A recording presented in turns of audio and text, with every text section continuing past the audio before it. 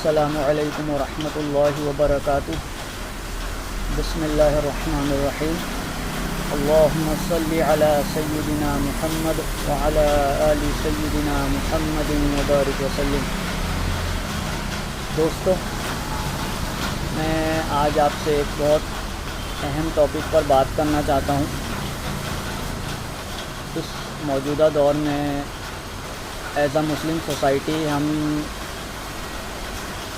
کافی اس چیز میں ملوث ہے، ہم بہت انوالو ہے ان چیزوں میں، اور وہ ٹاپک ہے کریونگ، فوڈ کریونگ۔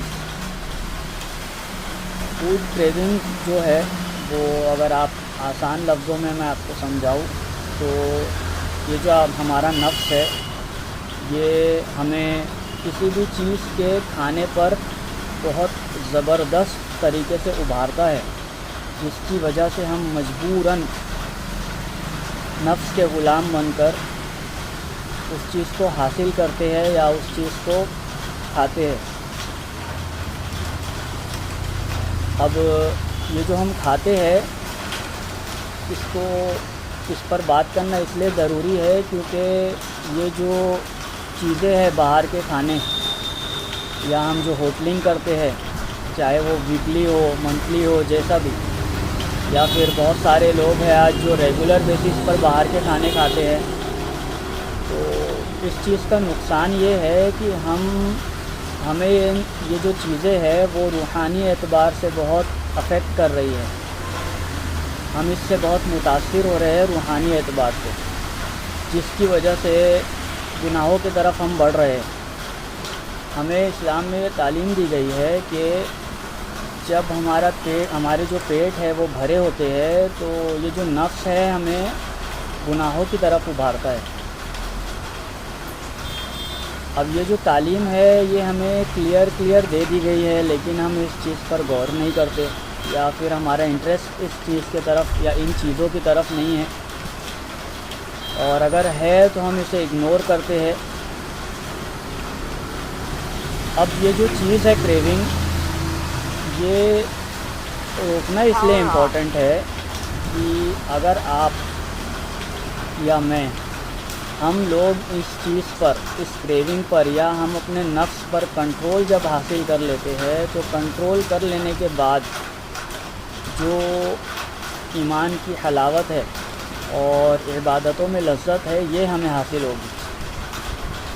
اور کھانے کی چیزوں پر کنٹرول کرنا یا پھر نفس پر، اپنے نفس پر کنٹرول کرنا، یہ اتنی زبردست چیز ہے کہ ہمیں یہ تیزی سے اللہ کا ولی بننے کی طرف لے جاتا ہے۔ اگر ہم اسلامی تعلیمات کی طرف غور کریں، سیرت النبی صلی اللہ علیہ وسلم کو پڑھے، یا پھر ہمارے بڑوں کو، ہمارے صلحاء کو، ہمارے اولیاء کرام کو پڑھے، تو ہم یہ چیز دیکھیں گے کہ یہ لوگ جو ہے وہ بھوک پر بہت کنٹرول کیا کرتے تھے۔ اس زمانے میں ہمیں ان چیزوں پر کنٹرول کرنے کی اس لیے ضرورت ہے کہ ہم لوگ بہت زبردست طریقے سے گناہوں میں ملوث ہے، چاہے وہ چھوٹے ہو چاہے بڑے ہو، اور پھر ہمارے سوسائٹی میں بہت ساری رسومات، بہت سارے مسئلے مسائل موجود ہیں۔ ہوتا یہ ہے کہ پھر اس وجہ سے ہم اللہ سے غافل ہو جاتے ہیں، اور یہ جو کھانا ہے یہ اللہ تعالیٰ نے ہماری ضرورت کے لیے بنایا ہے، لیکن ہم نے ایز اے قوم اسے مقصد بنا لیا ہے۔ ہماری جو زندگیاں ہیں وہ اسی سوچ میں گزر رہی ہے کہ کیا کھائے اور کہاں گھومنے جائے۔ اب اس سے بچنا ضروری ہے، اور اگر ہم اس سے بچ جاتے ہیں تو اس زمانے میں، موجودہ دور میں، اس پر کنٹرول حاصل کرنے کا مطلب یہ ہے کہ ہم پاورفل بن جائیں گے۔ اور اسلام نے ہمیں جو تعلیم دی ہے وہ ڈسپلنڈ لائف کی دی ہے۔ سیلف ڈسپلن ہماری زندگیوں میں عملی طور پر آنا بہت زیادہ ضروری ہے۔ جب سیلف ڈسپلن ہم سیکھ جائیں گے تو ہمیں کسی جگہ جانے کے بعد، فار ایگزامپل مسجدیں جانے کے بعد